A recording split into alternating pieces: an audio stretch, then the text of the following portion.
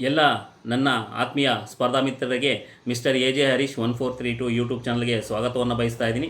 ಇನ್ನು ನನ್ನ ಯೂಟ್ಯೂಬ್ ಚಾನಲನ್ನು ಯಾರು ಸಬ್ಸ್ಕ್ರೈಬ್ ಮಾಡ್ಕೊಂಡಿಲ್ಲ ಸಬ್ಸ್ಕ್ರೈಬ್ ಮಾಡ್ಕೊಳ್ಳಿ. ಹಾಗೆ ಮೇಲೆ ಕಾಣುವ ಬೆಲ್ ಬಟನನ್ನು ಪ್ರೆಸ್ ಮಾಡಿ. ಯಾಕಪ್ಪ ಅಂದರೆ ನಾ ಮಾಡುವ ಎಲ್ಲ ವಿಡಿಯೋಸು ಸ್ಪರ್ಧಾರ್ಥಿಗಳ ಪರವಾಗಿ ಇರುತ್ತೆ ಮತ್ತು ಸ್ಪರ್ಧಾರ್ಥಿಗಳಿಗೆ ಒಳ್ಳೆಯ ಮಾಹಿತಿ ಕೊಡೋ ಇನ್ಫಾರ್ಮೇಷನ್ ಕೊಡೋ ಕಂಟೆಂಟ್ ವಿಡಿಯೋಸೇ ಆಗಿರುತ್ತೆ. ಹಾಗೆ ಸ್ಪರ್ಧಾರ್ಥಿಗಳಿಗೆ ಏನು ಈಗ ಪ್ರೆಸೆಂಟ್ ಸಿನಾರಿಯೋ ಏನೇನು ಆಗ್ತಾ ಇದೆ, ಈ 56% ಆಗಿರಬಹುದು, ಹಾಗೆ 50% ರಿಸರ್ವೇಷನ್ ಆಗಿರ್ಬೋದು, ಒಳ ಮೀಸಲಾತಿ ಬಗ್ಗೆ ಆಗಿರಬಹುದು, ಮತ್ತು ಸರ್ಕಾರ ಯಾವೆಲ್ಲ ನೋಟಿಫಿಕೇಷನ್ ಹೊರಡಿಸೋದು ಇನ್ನೂ ಬ್ಯಾಲೆನ್ಸ್ ಇದೆ ಅದ್ರ ಬಗ್ಗೆ ಮಾಹಿತಿ ಕೊಡ್ತಾ ಇರ್ತೀನಿ. ಹಾಗೆ ಸ್ಪರ್ಧಾರ್ಥಿಗಳು ಯಾವ ರೀತಿ ಸ್ಟಡಿ ಮಾಡಬೇಕು, ಏನೆಲ್ಲ ಸ್ಟಡಿ ಮಾಡಬೇಕು ಅಂದರೆ ಪ್ರೀವಿಯಸ್ ಅಂದರೆ ಈಗ ಒಂದು 5-6 ವರ್ಷದಿಂದ ಈ ಹಿಂದೆ ಇದ್ದ ಕ್ವಶನ್ ಪೇಪರ್ ಪ್ಯಾಟ್ರನ್ ಯಾವ ರೀತಿ ಇದೆ, ಈ ಕ್ವಶನ್ ಪೇಪರ್ ಪ್ಯಾಟ್ರನ್ ಯಾವ ರೀತಿ ಇದೆ, ಪ್ರತಿಯೊಂದು ಮಾಹಿತಿಯನ್ನು ಎಳೆಯಾಗಿ ಬಿಚ್ಚಿಡ್ತಾ ಹೋಗ್ತಿರ್ತೀನಿ. ಏನಪ್ಪ ಅಂದರೆ ಇಂದಿನ ವಿಷಯ ನೋಟಿಫಿಕೇಷನ್ ಗೊಂದಲದ ಗೂಡು ಸ್ಪರ್ಧಾರ್ಥಿಗಳ ಗೋಳು ಕೇಳೋರು ಯಾರು ಅಂತ ಒಂದು ತಮ್ನೇಲ್ ಹಾಕಿದ್ದೀನಿ. ಏನಪ್ಪ ಇವತ್ತು ಈ ವಿಷಯವನ್ನು ಆಯ್ಕೆ ಮಾಡ್ಕೊಂಡಿದ್ದೀನಿ ಅಂದರೆ, ಸ್ಪರ್ಧಾರ್ಥಿಗಳಿಗೆ ಕೆಲವು ಯೂಟ್ಯೂಬರ್ಸ್ ಎಲ್ಲ ಏನು ಹೇಳ್ತಿದ್ದಾರೆ ಅಂದರೆ, ನೋಟಿಫಿಕೇಷನ್ ಹಂಗಾಯಿತು ಹಿಂಗಾಯಿತು, ಏನೂ ಆಗಿಲ್ಲ, ಓಕೆನಾ, ನೋಟಿಫಿಕೇಷನ್ ಆಗುತ್ತೆ, 100% ಆಗುತ್ತೆ, ಯಾಕೆ ಡಿಲೇ ಆಗ್ತಾ ಇದೆ ಅಂತ ಹೇಳ್ತೀನಿ ಕೇಳಿ.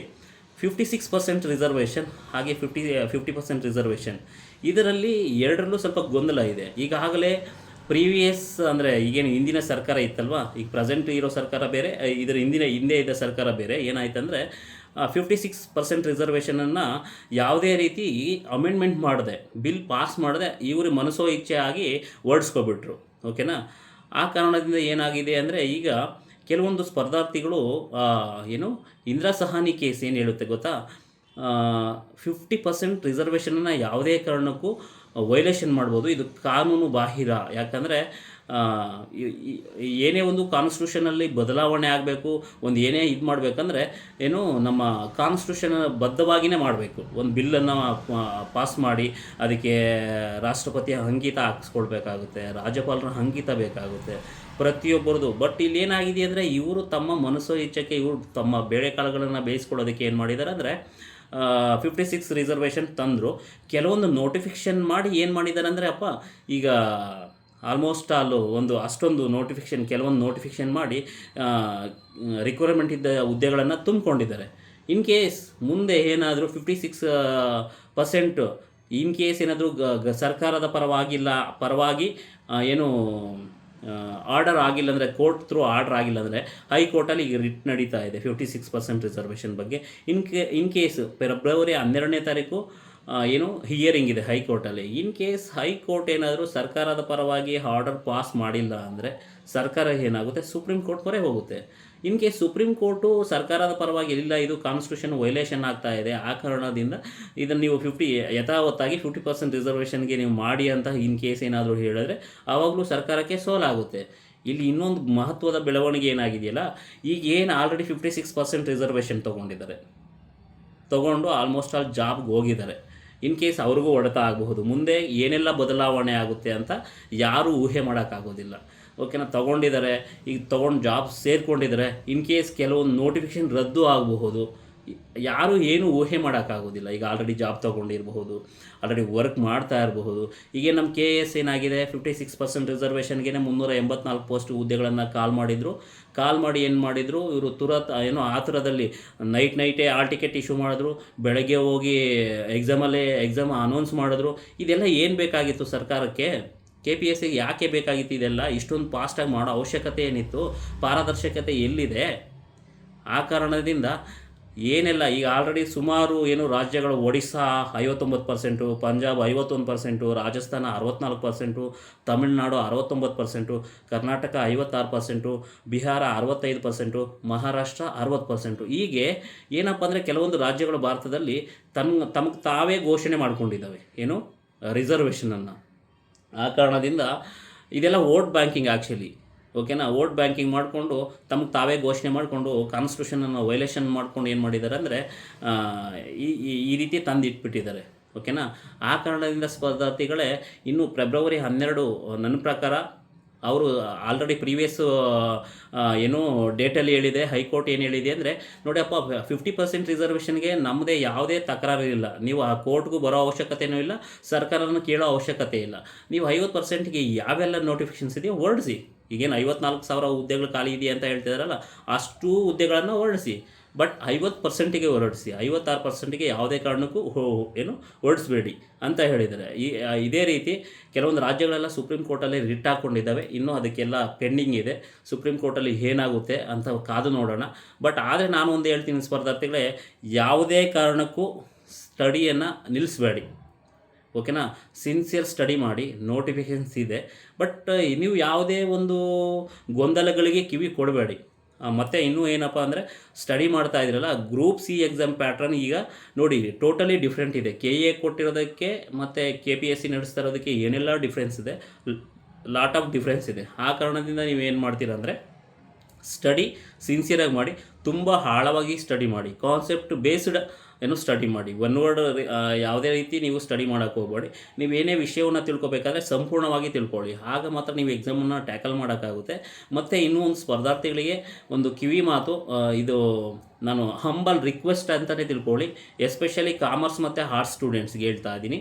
ಕಮ್ಯುನಿಕೇಷನ್ ಪೇಪರಲ್ಲಿ ಯಾವುದು ಕಂಪ್ಯೂಟರು ಮತ್ತು ಯಾವುದು ಇಂಗ್ಲೀಷು, ಕಂಪ್ಯೂಟರ್ 30 ಮಾರ್ಕ್ಸ್ಗಿರುತ್ತೆ, ಇಂಗ್ಲೀಷ್ 35 ಮಾರ್ಕ್ಸ್ಗಿರುತ್ತೆ, ಓಕೆನಾ. ಇವೆರಡನ್ನೂ ಟ್ಯಾಕಲ್ ಮಾಡಬೇಕು. ಜೊತೆಗೆ GSL ಬಂದಾಗ ಯಾವುದು science and technology, science related questions ಆಗಿರ್ಬೋದು, ಎನ್ವಿರಾನ್ಮೆಂಟಲ್ ರಿಲೇಟೆಡ್ ಕ್ವಶನ್ಸ್ ಆಗಿರ್ಬೋದು, ಆಪ್ಟಿಟ್ಯೂಡ್ ಅಥವಾ ಮೆಂಟಲ್ ಎಬಿಲಿಟಿ, ಈ ಕ್ವಶನ್ಗಳನ್ನು 4 ಟಾಪಿಕನ್ನು ನೀವು ಕವರ್ ಮಾಡಿದ್ರೆ ಕಂಪಲ್ಸರಿ ಹೇಳ್ತಾ ಇದ್ದೀನಿ 100 ಮಾರ್ಕ್ಸನ್ನು ನೀವು ಕವರ್ ಆಗುತ್ತೆ, ಓಕೆನಾ. ಇನ್ನು ಕನ್ನಡ 35 ಇರುತ್ತೆ, 30 ಸ್ಕೋರ್ ಮಾಡ್ತೀರಾ ಅಂತ ಭರವಸೆ ಇದೆ ನನಗೆ. ಆ ಕಾರಣದಿಂದ ಇನ್ನೂ ಯಾರೆಲ್ಲ ಸಿನ್ಸಿಯರಾಗಿ ಸ್ಟಡಿ ಮಾಡೋದಕ್ಕೆ ಸ್ಟಾರ್ಟ್ ಮಾಡಿ, ಮತ್ತು ಡೈಲಿ ನೀವು ನಾನು ಹೇಳಿದ ಸಬ್ಜೆಕ್ಟ್ಗಳಿಗೆ ಹೆಚ್ಚು ಫೋಕಸನ್ನು ಮಾಡಿ, ಓಕೆನಾ. ಮತ್ತು ಇನ್ನೂ ಒಂದು ವಿಶೇಷ ಏನಂದರೆ, ನಾನೇ ಬರೆದಿರುವ 5 ಪುಸ್ತಕಗಳು, ಅಂದರೆ 3 ಸಬ್ಜೆಕ್ಟು 5 ಪುಸ್ತಕಗಳಾಗಿ ಮಾಡಿದ್ದೀನಿ. ಯಾವುದು ಕನ್ನಡ ವ್ಯಾಕರಣ ಮತ್ತು ಸಾಹಿತ್ಯ ಚರಿತ್ರೆ 35 ಮಾರ್ಕ್ಸ್ಗೆ ಗ್ರೂಪ್ ಸಿ ಲೆವೆಲ್ಗಿರುತ್ತೆ, FDAಗಾದರೆ 100 ಮಾರ್ಕ್ಸ್ಗಿರುತ್ತೆ. ಗ್ರೂಪ್ ಸಿಯಲ್ಲಿ ಮೊನ್ನೆ ನಡೆದಂಥ FDA ಪೇಪರಲ್ಲಿ ಬಂದು 30ಕ್ಕೂ ಹೆಚ್ಚು ಕ್ವಶನ್ಗಳು FDAದಲ್ಲಿ ಬಂದಿದೆ, 32 ಕ್ವಶನ್ SDAದಲ್ಲಿ ಬಂದಿದೆ. ಹಾಗೆ ಇಂಡಿಯನ್ ಹಿಸ್ಟ್ರಿ ಮಾಸ್ಟರ್ ಹಾಗೆ ಕರ್ನಾಟಕ ಹಿಸ್ಟ್ರಿ ಮಾಸ್ಟರಲ್ಲಿ FDAದಲ್ಲಿ 20ಕ್ಕೆ 19 ಕ್ವಶನ್ ಬಂದಿದೆ, SDAಯಲ್ಲಿ ಔಟ್ 15ಕ್ಕೆ 15 ಕ್ವಶನ್ ಬಂದಿದೆ. ಹಾಗೆ ಜಿಯೋಗ್ರಫಿ ಆಗಿರ್ಬೋದು, ಜಿಯೋಗ್ರಫಿನೂ ಅಷ್ಟೇ ನಿಮಗೆ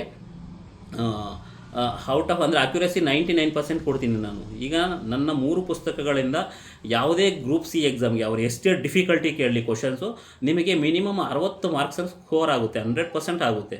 ಯಾಕಂದರೆ ಅಷ್ಟೊಂದು ಕಂಟೆಂಟ್ ಇದೆ. ಮತ್ತು ತುಂಬ ಡೈಲಿ ಕಾಲ್ಸ್ ಬರ್ತಿದೆ, ಸರ್ ಬುಕ್ಸ್ ಎಲ್ಲಿ ಸಿಗುತ್ತೆ ಅಂತ ಹೇಳ್ತಾ ಇದ್ದಾರೆ. ಸರ್ ನಾನು ಎಲ್ರಿಗೂ ಸ್ಪರ್ಧಾರ್ಥಿಗಳಿಗೆ ಹೇಳ್ತೀನಿ, ಧಾರವಾಡದಲ್ಲಿ ಸಿಗುತ್ತೆ, ಬೆಳಗಾಮಲ್ಲಿ ಸಿಗುತ್ತೆ, ಬೆಂಗಳೂರಲ್ಲಿ ಸಿಗುತ್ತೆ. ಧಾರವಾಡದ ಎಲ್ಲ ಪುಸ್ತಕ ಮಳಿಗೆಯಲ್ಲಿ ಸಿಗುತ್ತೆ, ಬಿಜಾಪುರದಲ್ಲಿ ಸಿಗುತ್ತೆ.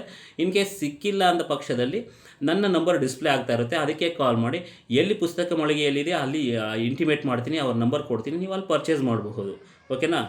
ಇನ್ನೂ ಯಾರೆಲ್ಲ ಸ್ಟಡಿ ಮಾಡ್ತಿಲ್ಲ ಅದನ್ನು ಚೆನ್ನಾಗಿ ಸ್ಟಡಿ ಮಾಡಿ. ಮತ್ತು ಈ ನೋಟಿಫಿಕೇಷನ್ ಬಗ್ಗೆ ನೀವು ಗೂಢ ಅಂದ್ಕೊಂಡೇ ಇರಿ. ಬಟ್ ಏನಪ್ಪ ಅಂದರೆ, ಆ ಗೊಂದಲಗಳಿಗೆ ಎಲ್ಲದಕ್ಕೂ ಮುಕ್ತಿ ಸಿಗುತ್ತೆ. ಬಟ್ ಸ್ಟಡಿ ಮಾಡ್ತಾ ಇರಿ. ಯಾವುದೇ ಒಂದು ಮಾಧ್ಯಮಗಳಿಗೆ ನೀವು ಕಿವಿ ಕೊಡೋಕ್ಕೆ ಹೋಗಬೇಡಿ. ಹಂಗಾಯಿತು ನೋಟಿಫಿಕೇಷನ್, ಹಿಂಗಾಯಿತು, ಇನ್ನು ಇತ್ತೀಚೆಗೆ ಆಗಿಬಿಡ್ತದೆ, ಮುಂದೆ ಬರುತ್ತೆ, ಏನೂ ಇಲ್ಲ. ಕೋರ್ಟಲ್ಲಿ ಇತ್ಯರ್ಥ ಆಗೋ ತನಕ ನಿಮಗೆ ನೋಟಿಫಿಕೇಷನ್ ಆಗಲ್ಲ. ಇನ್ ಕೇಸ್ ಏನಾದರೂ ಅವ್ರು ಹೇಳಿದ್ರೆ 50% ರಿಸರ್ವೇಷನ್ ನೀವು ಯಾವುದೇ ಒಂದು ಮಾಡ್ಕೊಳ್ಳಿ. ಬೇಕಾದರೆ 50% ಬೇಕಾದರೆ ನೀವು ಮಾಡ್ಕೊಳ್ಳಿ. 56 ನಾವು ಪರ್ಮಿಷನ್ ಕೊಡಲ್ಲ ಅಂತಲೇ ಹೇಳಿದೆ ಹೈಕೋರ್ಟು. ಅವ್ರು ಖಂಡಿತವಾಗಿ ಕಡ್ಡಿಯನ್ನು ಮುರಿದಾಗೆ ಹೇಳಿದೆ. 50% ಆದರೆ ರಿಸರ್ವೇಷನ್ ನೀವು ಮಾಡಿ, ನೀವು ಯಾರನ್ನು ಕೇಳೋ ಅವಶ್ಯಕತೆಯೇ ಇಲ್ಲ. ಆ ಕಾರಣದಿಂದ ಕೋರ್ಟಲ್ಲಿ ಇತ್ಯರ್ಥ ಆಗೋ ತನಕ ಇದು ಹಂಗೆ ಹಗ್ಗ ಜಗ್ಗಾಟ ಆಗ್ತಾ ಇರುತ್ತೆ. ಬಟ್ ಸಿನ್ಸಿಯರಾಗಿ ಸ್ಟಡಿ ಮಾಡ್ತಾರೆ. ಬಟ್ ಏನೆಲ್ಲ ಖಾಲಿ ಹುದ್ದೆಗಳಿದೆಯಲ್ಲ ಕಂಟಿನ್ಯೂಸ್ ಆಗಿ ಫಿಲ್ ಮಾಡಿಕೊಳ್ಳುತ್ತೆ. ಮತ್ತು ನೀವು ಅಲ್ಲಿ ಗೊಂದಲ ಮಾಡ್ಕೊಂಡ್ಬಿಡ್ತೀರ. ನೋಟಿಫಿಕೇಷನ್ ಸಾಲು ಇದ್ದಾಗ ನಾವು ಅದಕ್ಕೆ ಓದೋಣ, ಇದಕ್ಕೆ ಓದೋಣ, PSIಗೆ ಹೋಗೋಣ, FDAಗೆ ಓದೋಣ, KSಗೆ ಓದೋಣ, ಗ್ರೂಪ್ ಬಿಗೆ ಓದೋಣ, PCಗೆ ಓದೋಣ, SDAಗೆ ಓದೋಣ, ಈ ರೀತಿ ಎಲ್ಲ ಗೊಂದಲ ಮಾಡ್ಕೊಬಿಡ್ತೀರ. ಆ ಕಾರಣದಿಂದ ಸಿನ್ಸಿಯರಾಗಿ ಸ್ಟಡಿ ಮಾಡಿ. ಮತ್ತೆ ಇನ್ನೊಂದು ಹೇಳ್ತಾ ಇದ್ದೀನಿ, ಇನ್ನೂ ಯಾರೆಲ್ಲ ನನ್ನ ಚಾನಲನ್ನು ಸಬ್ಸ್ಕ್ರೈಬ್ ಮಾಡ್ಕೊಂಡಿಲ್ಲ ಸಬ್ಸ್ಕ್ರೈಬ್ ಮಾಡ್ಕೊಳ್ಳಿ. ಮತ್ತು ನಿಮಗೆ ಎಲ್ಲ ನಾನು ಏನು ಹೇಳ್ತಿದ್ದೀನಿ ಅಂದರೆ, ಪರ್ಫೆಕ್ಟ್ ಡಾಟಾ ಕೊಡ್ತೀನಿ, ಓಕೆನಾ. ನಾನು ಏನೇ ಮಾಡಬೇಕಾದ್ರೂ ಅದ್ರ ಹಿಂದೆ ನಾನು ನೀಟಾಗಿ ಕ್ಲಿಯರಾಗಿ ತಿಳ್ಕೊಂಡೇ ನಿಮಗೆ ಮಾಹಿತಿ ಕೊಡ್ತೀನಿ. ಬಟ್ ನಿಮ್ಮ ಯಶಸ್ಸಿಗೆ ನಾನು ಕಾಯ್ತಾ ಇರ್ತೀನಿ. ನಿಮ್ಮ ಯಶಸ್ಸಾದರೆ ಅದೇ ನನಗೆ ಶ್ರೇಯಸ್ ಅಂತ ಹೇಳ್ತಾ ಇದ್ದೀನಿ. ಎಲ್ಲರಿಗೂ ಸ್ಪರ್ಧಾರ್ಥಿಗಳಿಗೆ ಮತ್ತೊಮ್ಮೆ ಧನ್ಯವಾದಗಳು. Thank you.